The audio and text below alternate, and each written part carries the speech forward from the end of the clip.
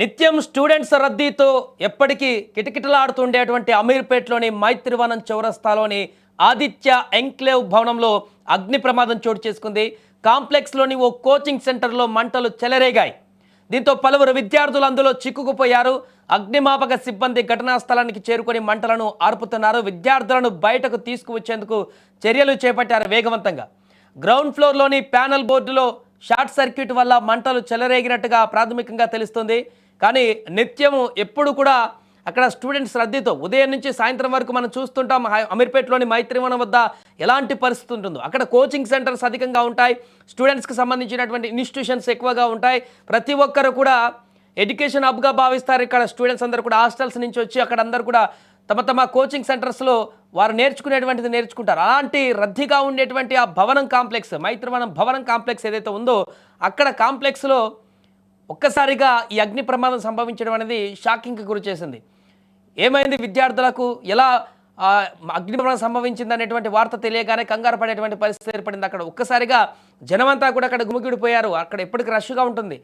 So దీంతో వెంటనే ఈ విషయం తెలియగానే క్షణాల్లోనే అగ్నిమాపక సిబ్బంది కూడా చేరుకున్నారు. అక్కడికి మంటలను అదుపు చేస్తున్నారు. ఎందుకంటే అక్కడ చాలా ఇరుకుగా ఉంటాయి. ఆ కాంప్లెక్స్ అంతా కూడా చూస్తుంటాం మనం. పూర్తిగా ఫ్లెక్సీలు కట్టి ఇరుకుగా ఉండేటువంటి పరిస్థితి ఉంటుంది. వందల కొద్దీ అక్కడ స్టూడెంట్స్ అందరూ కూడా వెంటనే జమ అయిపోయారు. ఏం జరుగుతుంది ఇక్కడ, ఆ లోపల ఉన్నటువంటి విద్యార్థులు సేఫ్గా బయటకు వస్తారా లేదా, ఎంతమంది చిక్కుకున్నారు ఏంటి అనేటువంటిది కూడా వారికి ఆందోళన కలిగించేటువంటి పరిస్థితి ఏర్పడింది.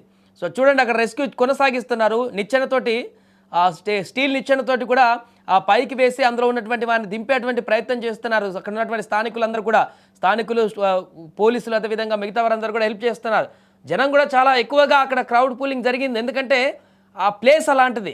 ఎప్పటికీ నిత్యం స్టూడెంట్స్తో రద్దీగా ఉండేటువంటి ప్రాంతంలో ఒకేసారిగా ఇలాంటి ప్రమాదం జరిగి అందులో ఇంకా స్టూడెంట్స్ ఇరుక్కుపోయారనేటువంటి వార్త అక్కడున్న వాళ్ళందరూ కూడా అటెన్షన్ని ఒకసారిగా అక్కడి వైపు తిప్పేసింది. వారిని కాపాడాలనేటువంటి ఆతృతతోటి వారందరూ అక్కడ జమ అయిపోయారు.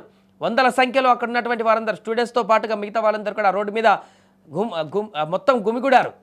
వారిని కాపాడడానికి నానా రకాల ప్రయత్నాలు చేశారు. ఒక్కొక్కరు ఒక ఐడియాతో ముందుకు వెళ్ళేటువంటి ప్రయత్నం చేశారు.